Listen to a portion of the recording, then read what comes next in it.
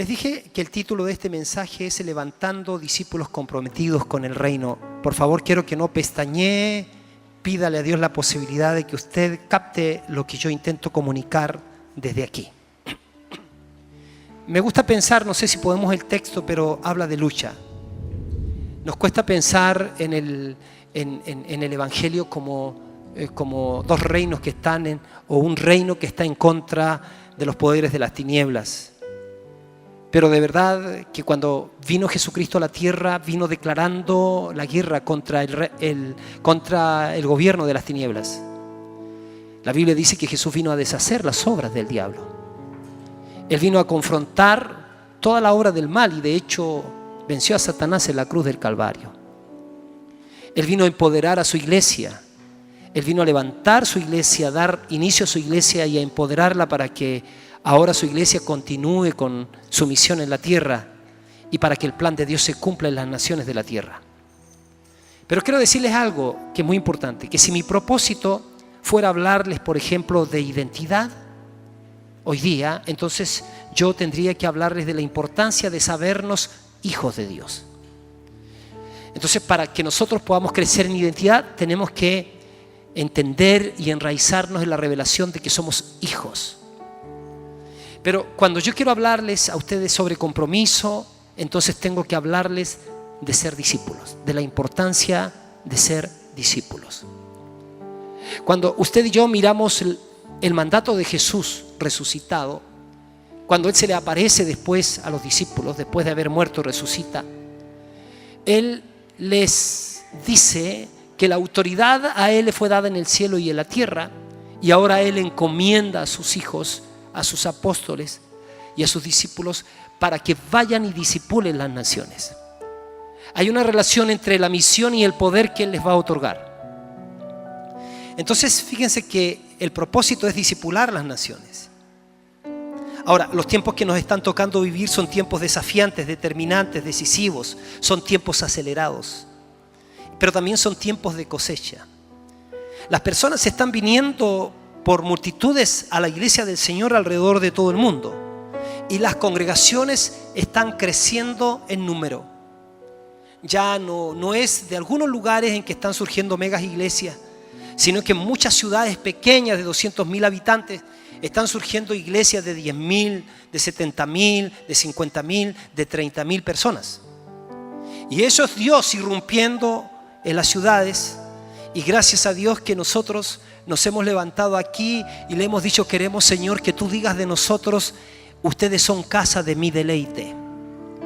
Y fíjense que en la medida que nosotros vamos avanzando y abriendo casas en la ciudad y se van agregando personas que aman al Señor, entonces esta ciudad va a tener más levadura del reino de Dios que está trayendo el impacto en las vidas y en los corazones de las personas. Entonces la pregunta es, las iglesias están creciendo, y si las iglesias están creciendo también, así como están creciendo en cantidad, ¿están creciendo también en calidad? O sea, la pregunta es, ¿tenemos discípulos comprometidos que quieran un cambio radical en sus vidas, quieran un cambio radical en las ciudades donde viven, en las naciones, y quieran seguir a Jesús en todo y con todo? Oí que los creyentes suman, pero que solo los discípulos multiplican. Y fíjense que cuando nosotros somos llamados por Dios para ser sus hijos, el inicio de nuevo, cuando nacemos de nuevo, es el inicio de un tiempo de cambio y de transformación en nuestras vidas. El nacer de nuevo es un proceso, pero el conformarnos a la imagen de Cristo, el nacer de nuevo es un evento, pero el conformarnos a la imagen de Cristo es un proceso. Y nosotros no hemos de confundir la concepción con el parto, son dos cosas distintas. Una mujer concibe en una relación sexual, pero no da a luz de inmediato. Después de 9 meses da a luz. Y cuando el Señor viene a nuestra vida, nosotros, por así decir, concebimos en nuestro espíritu el Espíritu del Señor, y viene un proceso de transformación en nuestra vida, y nosotros no tenemos que impedir los procesos. Nosotros no tenemos que hacerle el quite a los procesos, porque en realidad si no nos dejamos procesar, Somos diamantes. Cuando somos llamados, nosotros somos diamantes en bruto. Y usted sabe que un diamante tiene más valor dependiendo del tipo de cortes, de la cantidad de cortes y de la exactitud de los cortes. Y el problema es que cuando nosotros le hacemos el quite a los procesos, no podemos manifestar la belleza de Cristo. Y más bien, Dios nos llama como diamantes en bruto, pero nos queda más el bruto que el diamante. Por esa razón, usted tiene que saber que discipulado es la acción de Dios, que Él permite que a través del cuerpo de Cristo tú seas contenido, seas ayudado para crecer a fin de que Cristo sea formado en tu vida y en mi vida. Entonces, una mujer concibe 9 meses, pero 9 meses da a luz. Concebir es un evento, dar a luz implica un proceso. Nacer de nuevo es un evento, ser conformado a la imagen de Jesucristo es un proceso. Madurar es un proceso. Y Dios quiere hijos maduros para que lleven adelante su misión en la tierra. La creación nos espera. La Biblia dice que la misma creación gime, está esperando la manifestación de los hijos de Dios. La palabra hijos en ese texto se escribe juíos, que quiere decir los maduros de Dios. Hoy en día se requiere gente que encarne la verdad, que encarne la integridad, que encarne la humildad, que encarne el amor, que encarne el servicio. Hoy en día nosotros tenemos falta de modelos. Hoy en día nadie está creyendo en nadie.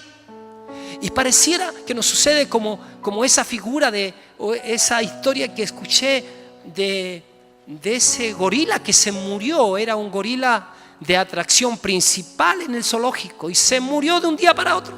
Le traía muchas ganancias a los dueños del zoológico. Así que ellos, para salir del paso mientras les llegaba otro gorila de reemplazo, contrataron a un hombre musculoso y le pusieron un traje de gorila. Ahora, el día viernes se abría el zoológico para todo, así que el jueves por la tarde ya estaba ensayando el gorila, encaramándose en algunas partes, pero de repente en todas esas acciones dice la historia que el gorila se cae al otro lado y cae a la jaula de los leones. Se tropieza y cae a la jaula de los leones y empieza despavorido a gritar: ¡socorro, socorro! Y se le acercan como 2 leones así rápido. Y cuando están cerca de él, un león le dice: compadre, quédese callado, si no todos vamos a perder la pega acá. O sea, los leones también eran falsos. No puede ser, pues. Imagínate, un cristiano se descarría y se va a meter a una disco. Y de repente se encuentra otro que lo vio en la iglesia también y el otro le dice: shh.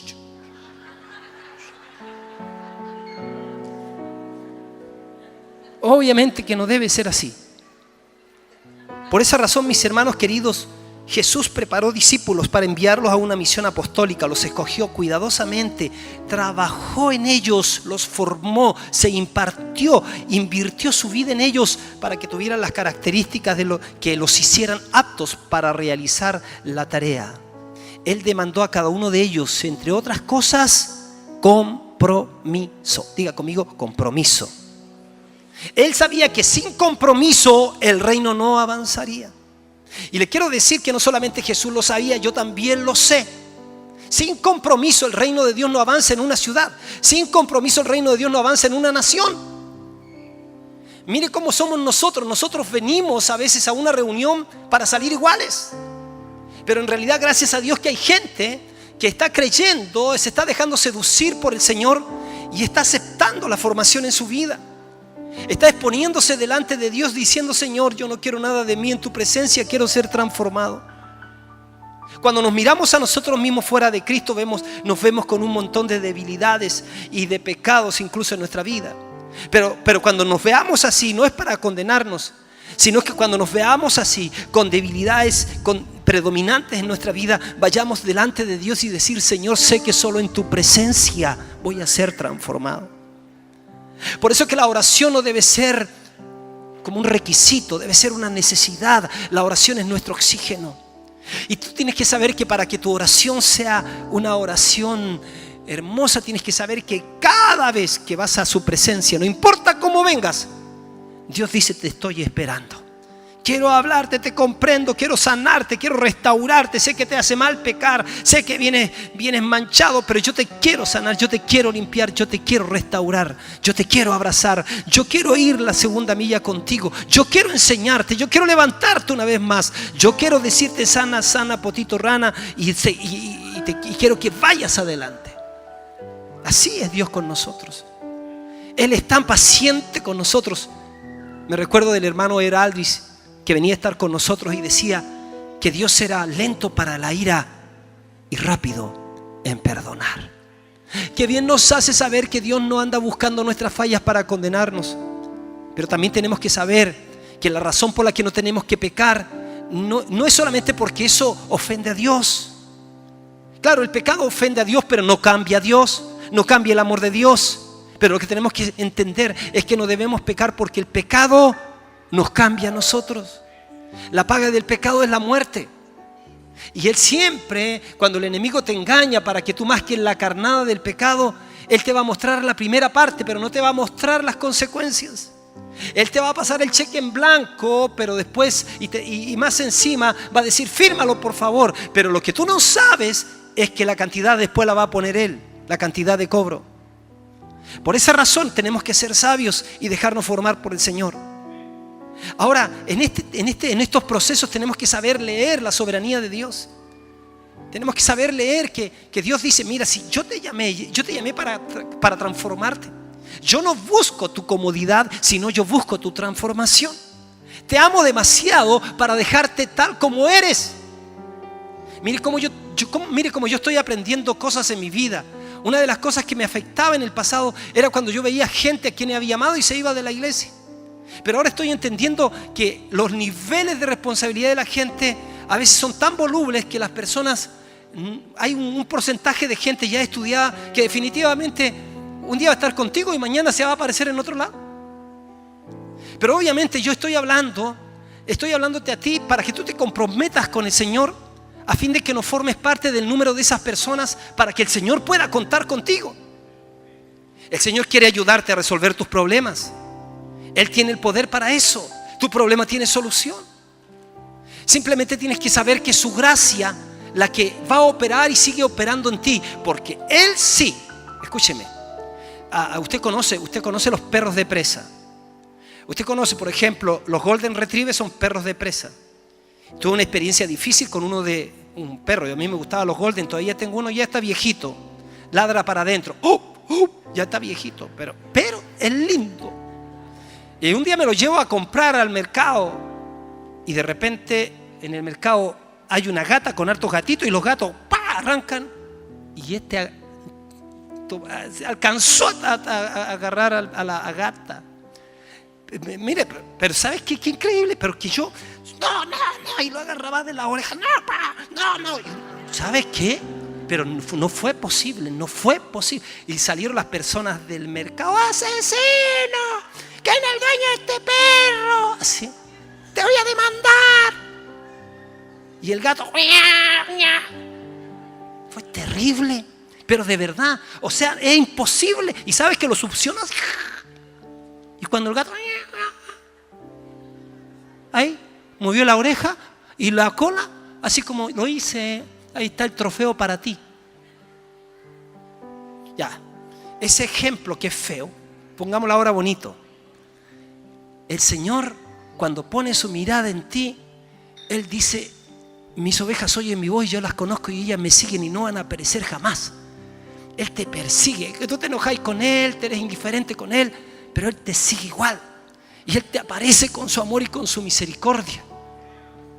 Y claro, y cuando tú se te da y te pones duro y te pones rebelde y después andas mal, el Señor te mira con compasión. Dice: yo nunca quise eso para ti. Tú estás sufriendo por tu propia decisión.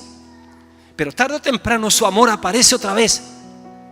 Quiero decir que si hemos usado la figura del Golden Retriever, Dios es millones de veces más apasionado por su presa que somos nosotros. Gracias a Dios por la insistencia. Ahora bien, voy rápidamente porque, ¿sabes qué?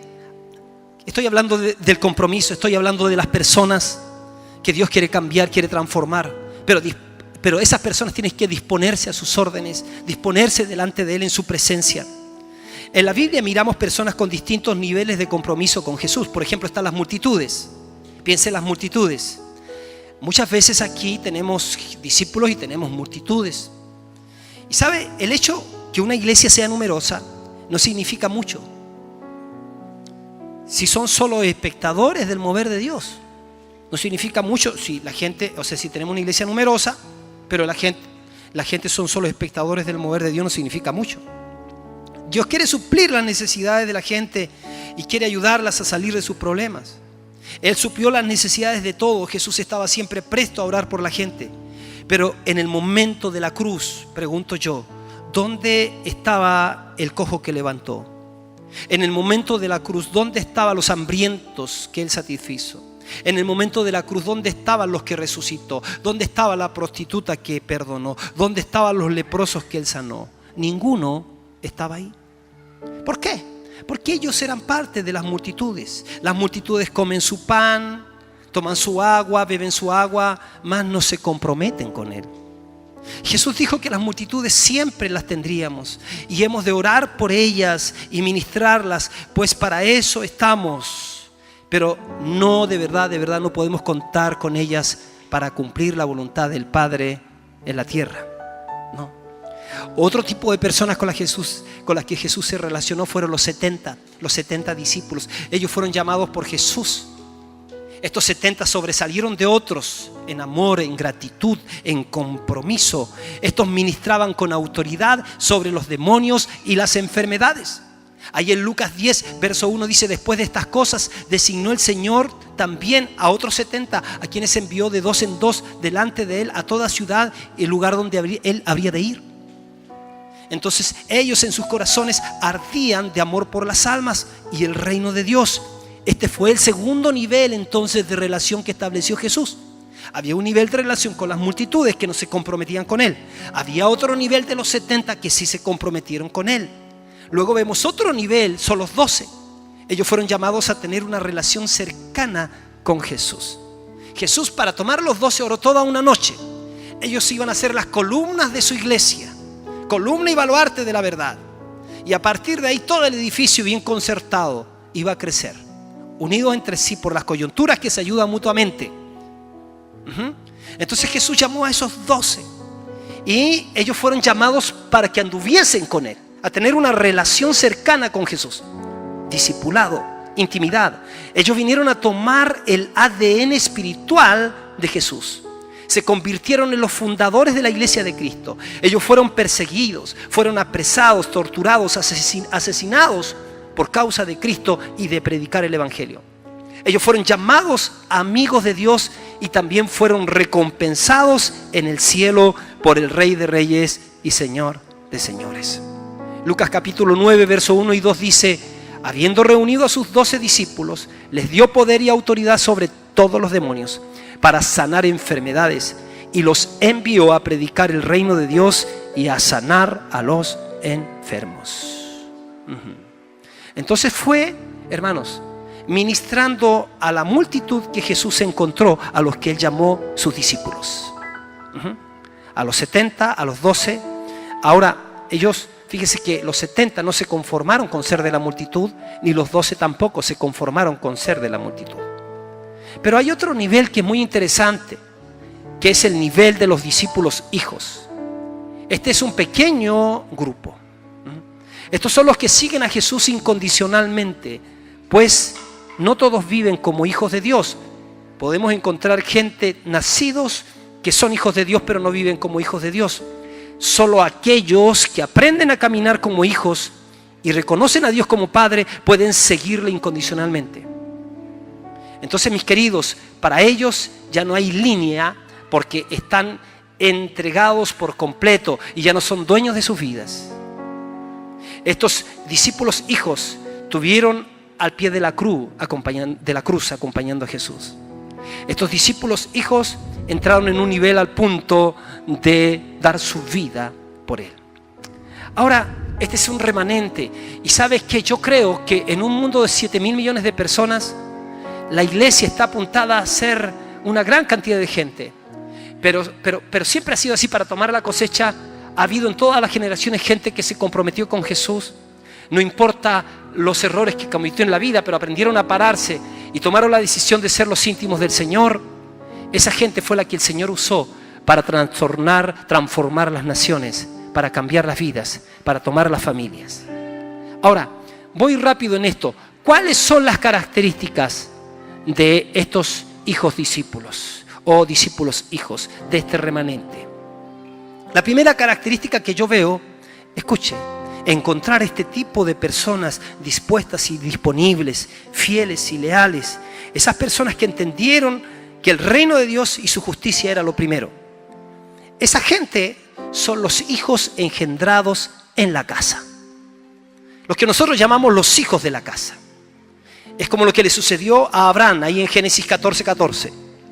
Dice, oyó Abraham que su pariente estaba prisionero y armó a sus criados, los nacidos en su casa, 318, y los siguió hasta Dan. ¿Se acuerdan del relato? Su sobrino Lot había sido llevado preso, cautivo en realidad. Entonces Abraham decide ir a recuperar todas las riquezas y a su sobrino Lot. Y para eso dice que él se formó un ejército de los criados, que eran los nacidos en su casa. ¿Sabe? Hay algunos que te dicen esto, mira, eran de nosotros, o no, salieron de nosotros, pero no eran de nosotros. Porque si hubiesen sido de nosotros, habrían permanecido con nosotros. Pues no todos son de nosotros.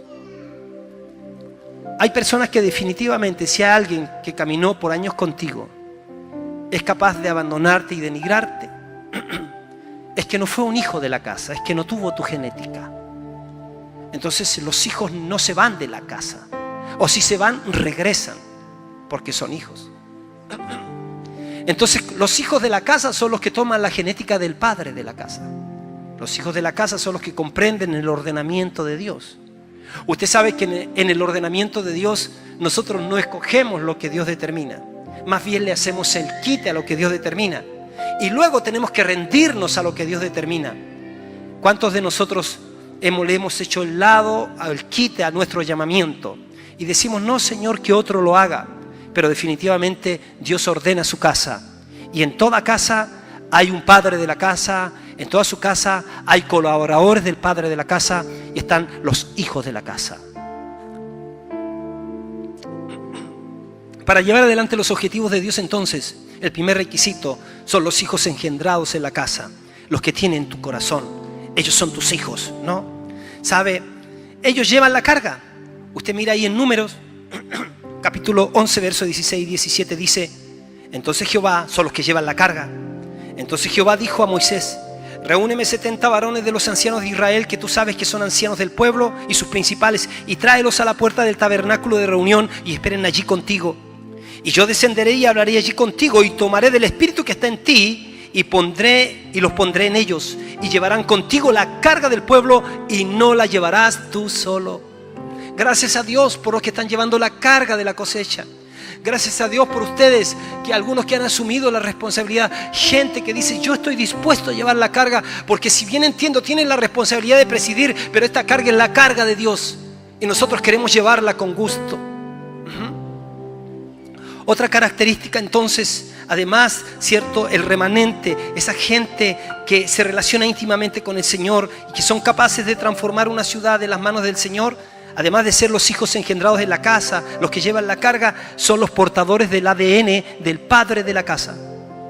Mire como dice ahí en Números 11:25, entonces Jehová descendió de la nube y le habló y tomó del espíritu que estaba en él y lo puso en los 70 varones ancianos, y cuando posó sobre ellos el espíritu, ellos profetizaron y no cesaron.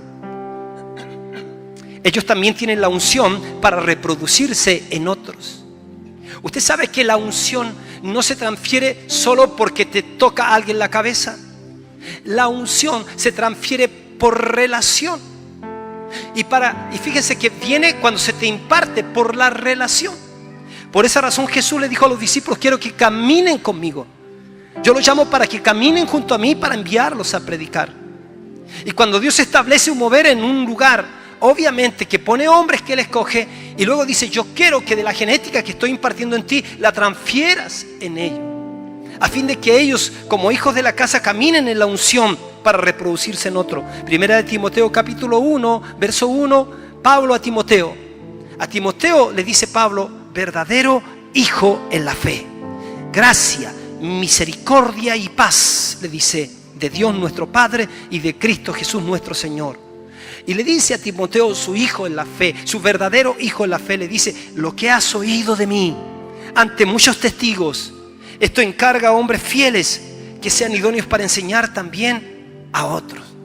Así que no estaba Pablo, pero estaba Timoteo. No estaba Pablo, pero estaba Tito. No estaba Jesús, pero estaban los apóstoles, los hijos que transfieren o que reciben la genética del padre de la casa. Ahora, ¿cuáles son los beneficios de un discípulo que tiene el ADN de la casa? Una cosa muy importante es que solo los hijos reciben la doble porción de la herencia de la casa. Sí, Señor. Eliseo recibió una doble porción de su padre espiritual. Y la muestra de esto es que realizó el doble de los milagros que hizo su padre. Dice en 2 de Reyes capítulo 2 verso 12: viéndolo Eliseo clamaba: Padre mío, carro de Israel y su gente de a caballo. Y dice que cuando Dios llevaba a Elías en un torbellino, se lo llevaba, terminaba ya su misión, su asignación. Entonces ahora el que lo sucedía era su hijo Eliseo. Y cuando va partiendo Elías, Eliseo le dice: Padre mío, fuerza rectora de Israel. Eso está diciéndole, carro de Israel y su gente de a caballo. Y dice que nunca más le vio. Pero dice, tomando sus vestidos los rompió, los de él los rompió en dos partes, los de Eliseo. Y alzó luego el manto de Elías que se le había caído, y volvió y se paró a la orilla del Jordán. Y tomando el manto de Elías que se le había caído, golpeó las aguas y dijo: ¿dónde está Jehová, el Dios de Elías? Y así que hubo golpeado del mismo modo las aguas, se apartaron a uno y a otro lado, y pasó Eliseo. Viéndolo los hijos de los profetas que estaban en Jericó al otro lado, dijeron: el espíritu de Elías reposó sobre Eliseo. Y vinieron a recibirle y se postraron delante de él. Si esos hijos de los profetas hubiesen sido gente de ahora, hubiesen dicho: oye, le fue impartida la genética de su padre. Ahora, y fue mejor, hizo mayores milagros, el doble. Por eso, hermanos, ¿cuáles son las condiciones para recibir la doble porción de la unción? Yo digo, ¿por qué razón necesitamos identificarnos también por los títulos? ¿Por qué razón? Porque, ya dije el otro día que si tienes problemas a los dientes, no vas a ver a un oculista, vas a ver a un dentista. Si tienes problemas a los huesos, vas a ver a un huesístico, ¿cierto? Uno que ayuda a los huesos. A un traumatólogo, es el nombre científico. Ahora, cuando tú vienes acá, mi nombre es Guillermo Castillo Seleme. Y Guillermo Castillo Seleme no tiene mucho que aportarle a usted. Tiene algo, pero la unción apostólica está en mí. Es la que edifica tu vida. Y por eso es que tenemos que ir identificándonos las gracias. La unción profética, la unción pastoral, la unción magisterial, la unción evangelística. Jalar de lo que el hombre porta, jalar de lo que la mujer porta. Somos portadores de las gracias de Dios. Por eso es muy importante. Ahora, la condición para recibir la unción es el compromiso, hermanos. Es pagar el precio de servir al lado del hombre de Dios en toda situación. No estoy diciéndote que servir al lado del hombre de Dios es: pastor, le vengo a limpiar el auto. No estoy hablando de eso, porque esas son las horas que me corresponden a mí. Las labores que nos corresponden a todos nosotros es hacernos cargo de la grey de Dios. La labor que nos corresponde a todos nosotros es bendecir la ciudad de Arica, es tomar el país, es tomar el continente. Esa es la labor que nos corresponde a nosotros. La labor que nos corresponde a nosotros es mirar las futuras generaciones que están viniendo, es mirar a nuestros hijos, es mirar a nuestros nietos y es esforzarnos por dejarles un tremendo legado, no solamente económico, no solamente de cosas materiales, sino de nuestra propia vida, que vean nuestra pasión, que vean nuestra entrega, que vean nuestro compromiso. De esa manera podemos partir tranquilos y decir: Señor, he cumplido la tarea que me diste que cumpliera.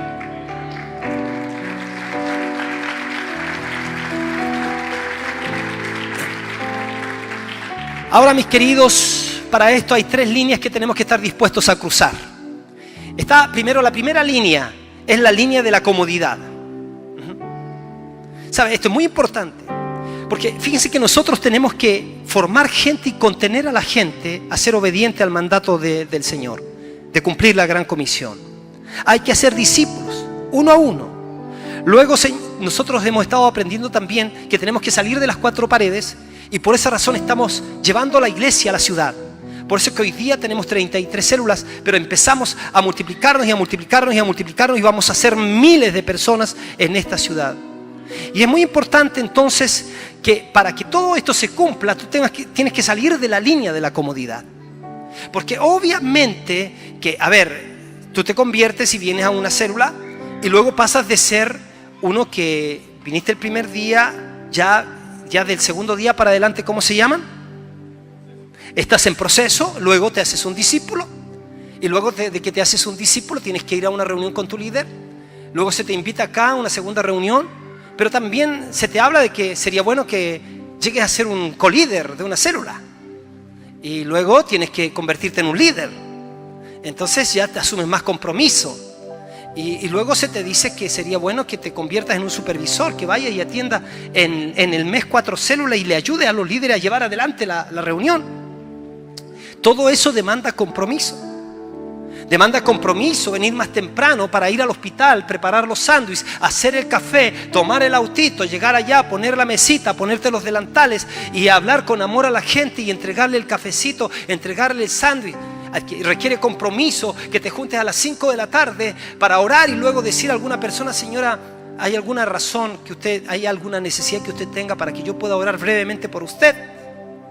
Se requiere compromiso llegar más temprano a la célula, hacerte cargo. Se requiere compromiso abrir tu casa para que vengan visitas y se conviertan a Jesucristo.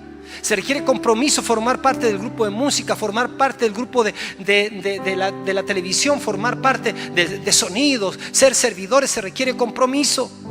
Se requiere compromiso enseñar a los niños en la escuela mientras tú estás acá. Hay gente que no está escuchando acá porque está atendiendo a los hijos que tú trajiste. Se requiere compromiso para que este lugar esté limpio como tú lo ves y podamos tener un lugar mejor. Se requiere compromiso. Se requiere compromiso ir a ver a la persona que pidió ayuda y que no tenemos a veces quién. Se requiere compromiso ir a Zapa al kilómetro 4 y luego ir al kilómetro 31 que tenemos otra célula. Se requiere compromiso.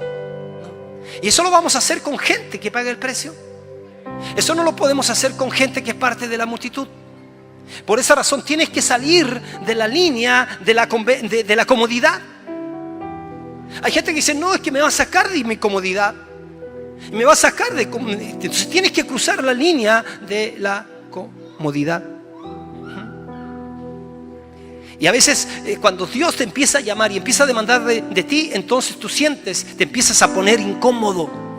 Pero sabes que no hay ningún logro que se pueda alcanzar si no cambias un ritmo en tu vida. Yo ahora me hice una inversión en una lectura de curso de lectura rápida. Hice una inversión. Y entonces estoy haciendo mi ejercicio. Y te enseñan las técnicas como tú y te hacen poner el cronómetro para que tú, cuántas, y parar cuando te dice: ya léase esta página. Pare, listo, ¿terminó? Sí, ya. ¿Cuánto se demoró? Tanto. Ya, a ver, ahora más abajo hay un test para comprensión de lectura y te hacen llenar el texto y si tú respondiste mal dice: ya, está bien, su velocidad está buena pero la comprensión de lectura está mala, así que va a tener que aprender. ¿Por qué yo estoy necesitando eso? Porque yo tengo montones de libros que los compré y me están esperando, ¿no? Y yo no voy a estar invirtiendo. ¿Usted sabe cuánto vale un libro? Por si acaso si alguien me tira un libro, devuélvamelo. ¿Sabe usted cuánto vale un libro? Mire, es probable que me encuentre con una realidad acá, que haya gente que jamás se leyó un libro. Oh, pregúnteme a mí cuántos libros me he leído. Chorros de... ¿Sabe cuánto vale un libro? Mínimo, un libro te vale 7.800 pesos. Cuando yo o alguien te está pasando un libro, te está pasando 9 lucas. Para que tú no te lo leas. Ahora, obviamente, ¿por qué invierto en eso? Por compromiso. Yo quiero ser mejor, quiero servir, ¿no? Y me tengo que comprometer conmigo mismo de superación personal. A mí nadie me dice estudia, pero yo tengo que hacerlo. Y tengo que levantarme más temprano. Nadie me dice ¡eh! ¿Se acuerda de ese ejemplo de la persona que, hijo, levántese? Ya, dice. Levántese, son las 10 de la mañana, ya mamá, si ya voy. Levántese mi hijo que va a empezar la reunión, ya mamá, dice. Levántese mi hijo, son van a ser las 10:30 y usted tiene la llave. Ya voy. Levántese mi hijo, oiga, levántese pues, y por último usted es el pastor de la iglesia. Imagínense. El tipo era más flojo que la mandíbula de arriba. A mí nadie me dice levántese mi hijo. ¿Y sabes qué? Pero aquí dentro yo siento que algo me dice levántese mi hijo. Invierta, comprométase, cruce la línea de la comodidad, hágalo. También tenemos que romper la línea de la conveniencia. ¿Por qué le servimos al Señor? ¿Por conveniencia o gratitud? ¿Por amor o mero interés? Él me ha sanado, me ha prosperado, me ha bendecido, ya tengo lo mío, ya llegué. Y hay gente que ya llegó y como logró lo suyo ya no se compromete más, si ya lo tiene. ¿Cómo venimos al Señor? ¿Se acuerda? Vinimos con profundos problemas de vacío, confusión y un destino eterno de oscuridad. Y ahora que ya lo tengo, entonces, y no necesito otra cosa, entonces ya no tengo tiempo para servir en medio de su pueblo. Así que usted tiene que cruzar la línea de la comodidad y también tiene que cruzar la línea de la conveniencia. Porque hay gente que viene por conveniencia y una vez que Dios suple lo que necesitan, entonces ya no me interesa su obra. También tiene que cruzar la línea de la razón. El Evangelio es muy razonable, pero ¿qué pasa cuando Dios te pide que lleves a un lugar tu razón? A hacer o lleva tu razón a cosas que no comprendes. ¿Cómo así? Tienes que cruzar la línea de la razón, porque a veces Dios te demandará cosas que tú no las entiendes, pero Dios dirá hazla por fe, muévete por fe. Entonces no lo entiendo, pero lo voy a hacer. Abraham fue sacado de un lugar sin saber a dónde iba, pero dice en obediencia, porque tú me lo dijiste, lo voy a hacer. El Señor dice, cualquiera que diga este monte. El Señor dice, ora por este enfermo terminal. El Señor dice, háblale a tu jefe ahora. Y eso a veces ofende la razón. El otro día un pastor me contó, dice, se muere un hermano. Voy a su funeral con 3 hermanos más. Le hago cantar el himno. Y mientras estaba cantando el himno, dice que el Espíritu Santo le dijo, resucítalo. Estaba lleno de parientes inconversos y todo. ¿Qué dice? Siguen cantando. Resucítalo, quiero que lo levantes. Y dice que se puso tan nervioso. Simplemente comentó las últimas palabras y se fue. Y el cuarto dice, me contó hace 3, 4 días, Guillermo, hasta ahora me persigue el hecho de no haberle hecho caso ese día al Señor. Es probable que ese día Dios iba a resucitar un muerto a través de mí, pero esa voz ofendió mi razón.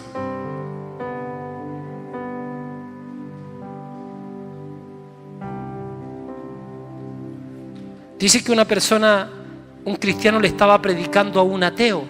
Escuché esta historia. En un lugar de café que se miraba con la ventana para afuera.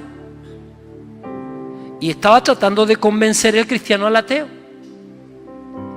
Por otro lado, afuera iba una persona que estaba queriendo obedecer a Dios. Y dice que escuchó que Dios le dijo: párate de cabeza. Mientras ahí en la sala del café, el ateo le dice: si una persona se parara de cabeza allá afuera, yo voy a creer en Dios. Ahora, por favor, no vaya a salir enloquecido de acá parándose de cabeza en la calle. Es un ejemplo nomás. ¿Qué pasa? Jesús deliberadamente ofendió la mente para revelar el corazón de la gente. Por eso es que los discípulos que estaban con él estaban sumergidos en la alabanza y la adoración y no entendían por qué esta gente era así y morían cantando. Jesús había dicho: más la hora viene y ahora es cuando los verdaderos adoradores adorarán al Padre en espíritu y en verdad, porque es necesario que también tales adoradores Dios busca que le adoren. La gente estaba comprometida, su gente estaban comprometidos a una obediencia total al señorío de Cristo. Les digo esto porque aun cuando muchos se llamen discípulos, no son discípulos porque no están dispuestos a obedecer los mandatos de Jesús. Hacer la voluntad de Dios nos convierte en sus discípulos. En Juan 15:13 dice: nadie tiene mayor amor que este, que uno ponga su vida por sus amigos. Vosotros sois mis amigos si hacéis lo que yo os mando. Un discípulo es aquel que ha tomado el señorío de Jesús y ha cruzado la línea de venir a su casa a solo buscar que se le dé algo. Un verdadero discípulo viene a dar y a ser instruido para servir más y mejor al Señor. Usted y yo, mis queridos, hemos sido asignados para avanzar el reino de Dios en esta ciudad. Una y otra vez le diré que Dios no tiene más manos que las tuyas. Por favor, resuelve tus trancas, resuelve tus problemas. Él nunca nos garantizó que no tendríamos aflicciones, pero Él dijo: en el mundo tendréis aflicción. Pero confía, yo he vencido al mundo. ¿Y sabe por qué venció al mundo? Porque dependía del Espíritu Santo. ¿Sabe por qué nosotros vencemos al mundo? Porque el mismo Espíritu Santo que fortaleció a Jesús, que levantó a Jesús de entre los muertos, está en nosotros también. Podemos vencer al mundo, podemos ser parte de la solución. Todos llegamos siendo parte del problema. Todos llegamos llenos de trabas, de trancas, de traumas. A todos el diablo se encargó de marcarnos en nuestra niñez, pero cuando viene el Señor Jesús a nuestra vida, nos saca de los vestigios de Adán y nos pone en Él. Y Pablo dijo: de modo que si alguno está en Cristo, es una nueva creación. Las cosas viejas pasaron y aquí todas son hechas nuevas. Dale un aplauso al Señor.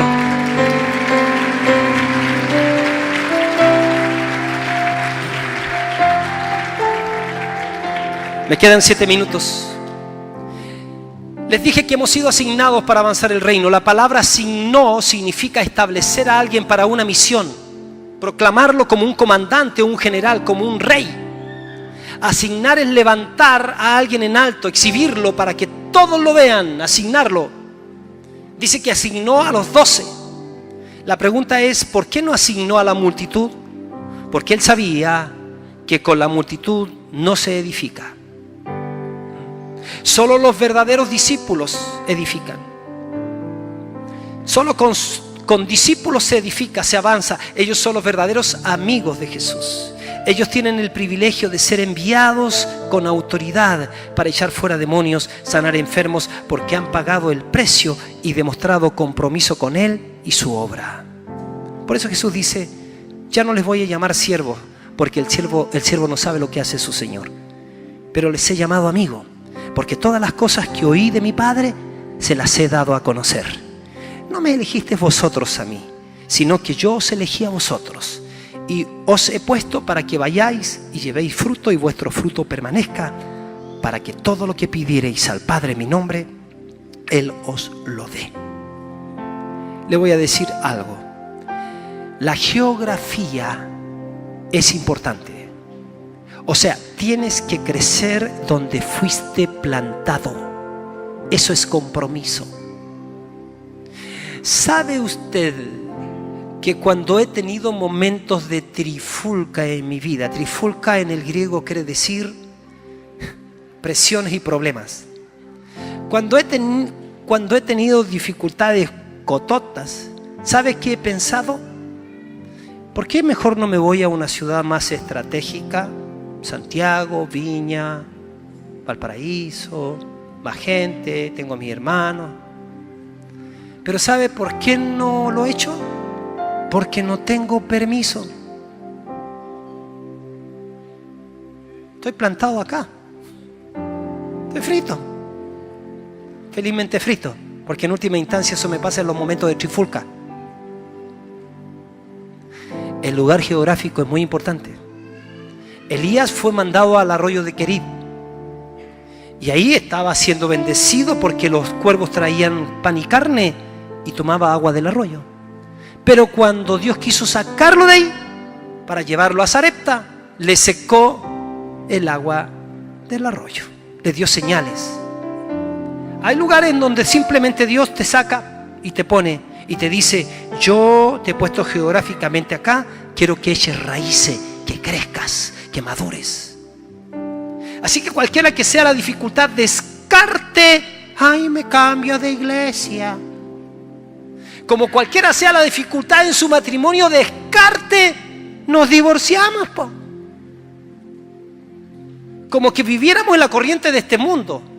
Usted se casó hasta el final de sus días, hasta que la muerte los separe. Así que apechugue. Sí, pues. Resuelva sus conflictos. Ah, que si quieren nos separamos. ¿Te puedes creer eso? Compromiso, compromiso. Un pastor casó a un joven y a una señorita. Termina de casarlos. El joven le dice: pastor, quiero hablar con usted. ¿Sí? ¿Qué será? Dice: no me siento casado. El pastor le dice: aunque no sienta, estás casado, señor. Compromiso, pacto. Dios me plantó. ¿Cuál es el resultado de permanecer en el lugar donde Dios te puso? Vamos a llevar mucho fruto. Si usted no está siendo bendecido en su vida, en su familia, en su economía, una de dos: usted no está en la casa correcta, o usted no se ha comprometido como un verdadero discípulo.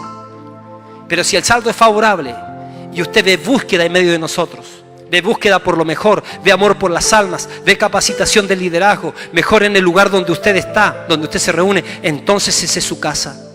Estos son sus líderes, nosotros somos sus pastores. Entonces comprométase, busque a Dios y va a ver aumentar su fruto y su bendición. Cuando usted crece donde Dios lo plantó, tu fruto va a permanecer. Cuando estamos plantados en el lugar correcto, nuestros cambios y crecimientos son genuinos y son duraderos. De manera que todo lo que hagamos será prosperado y tendrá un gran impacto en nuestra generación y en las venideras. Cuando usted crece donde usted fue plantado, sus oraciones son respondidas. Cuando estamos en la voluntad perfecta de Dios, nada impide que nuestras oraciones sean contestadas. Jesús dijo: ustedes no me eligieron a mí, yo los elegí a ustedes. Les he puesto para que vayan y lleven mucho fruto y vuestro fruto permanezca, para que todo lo que ustedes pidan, el Padre se los dé. Entonces no salga de la jurisdicción donde Dios lo puso. Cuando uno entra a la iglesia que el Señor le asignó, usted nunca se sentirá fuera de la familia de Dios. Pregunto: ¿qué tipo de personas tenemos entre nosotros? ¿Qué tipo de persona eres tú? ¿Eres parte de la multitud o eres parte de los discípulos?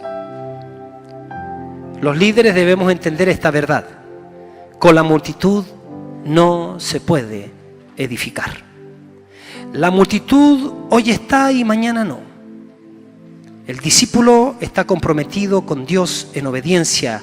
El hijo discípulo está comprometido con Dios en obediencia, su servicio continuo y permanente, su dinero, su familia, su tiempo, su vida completa.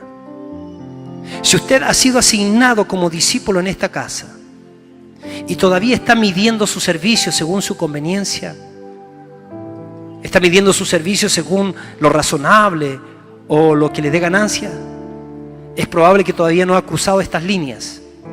Y hoy día usted debe tomar la decisión que si usted va a ser parte de ese remanente que Dios quiere usar, hoy debe decidir si quiere ser uno más de la multitud o quiere ser alguien que influencie su generación y la siguiente. ¿Cuál es el desafío entonces? Es cruzar estas líneas que te han impedido de ser todo lo que Dios quiere que seas. Puedes estar seguro que si optas por ser un discípulo de Jesús, comprometido, sometido a su señorío y su voluntad, recibirás gran recompensa y el gozo de tu corazón será incomparable. No hay mayor felicidad para el ser humano que estar en el centro de la voluntad de Dios. Póngase de pie, por favor. Suba a los músicos.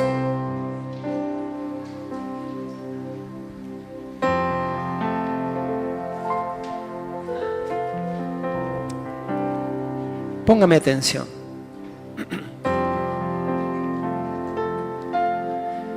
Dios mira del cielo y dice: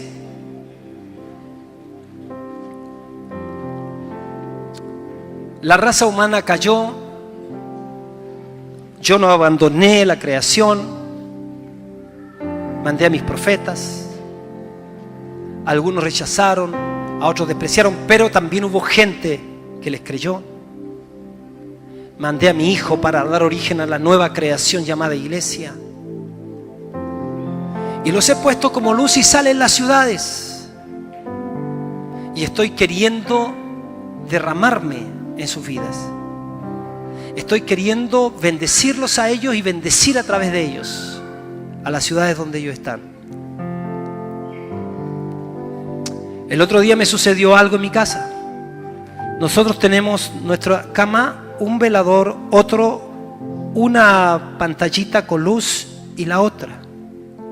Y en el del lado de allá uno puede enchufar abajo algo. Entonces un día prendí la luz y se apagó, o sea, no prendió, así que compré otra ampolleta. Entonces compré una más chiquita. Mi esposa me dice: ¿dónde dejaste la otra ampolleta? La boté, está en el tarro basurero, le digo yo. ¿Por qué? Me dice: está mala. No está mala, me dice. Y me mostró que cuando uno enchufa abajo, eso de abajo le roba la luz para arriba.